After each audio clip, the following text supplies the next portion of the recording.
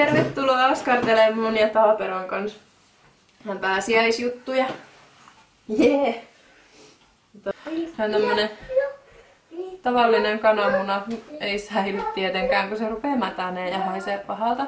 Ja sit toisaalta jos se vaan tyhjentää, niin sit se haurastuu. Joten mä näytän miten ne tyhjennetään. Ja käsitellään sillä tavalla, että ne kestää sit vuodesta toiseen. Ja sit mä oon tehnyt jo tohon melkoisen läjän jo etukäteen noita tyhjiä munia. Mä näytän miten mä oon tehnyt ne. Pikakelauksella tää hiominen.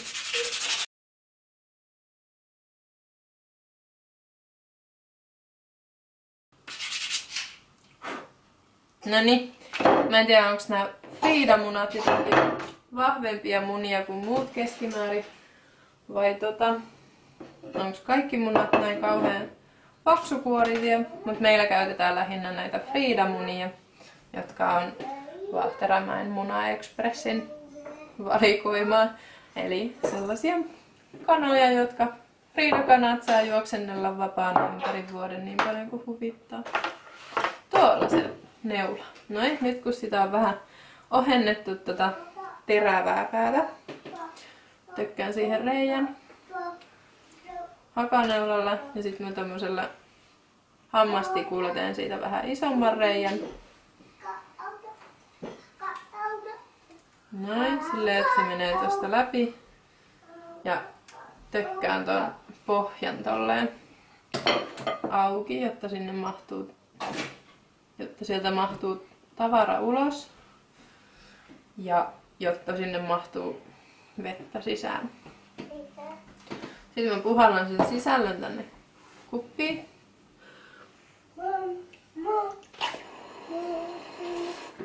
Noin. Otetaan vettä.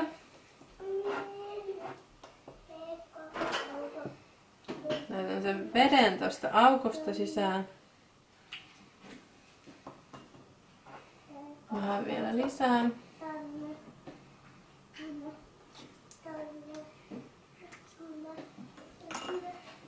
Sitten seikkaillaan vähän.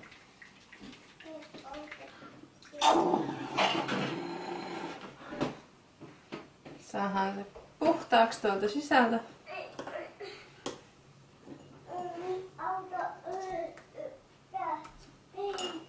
Noin. Vähän vielä. Ehkä se on tarpeeksi hyvä. Noniin. Sitten mä oon antanut noiden kuivua tän puuhteluvaiheen jälkeen pari päivää. Ja niitä on nyt tässä sitten rivissä. Seuraavaksi me tehdään tää liuos, jolla käsitellään noin munat. Eli käsitellään munat. Yes. Tää on aika tuhtia tää lakka itsessään. Niin. Varmaan tämmönen köntsä riittää. Ehkä toinenkin köntsä. Noin. Mä kerron sit vuoden päästä miten tää toimii. Tästä vaan sit sutimaan. Ulkopuolelle kerros. Ja sit sisäpuolelle kans otetaan sitä tänne. Squirtataan tonne sisään.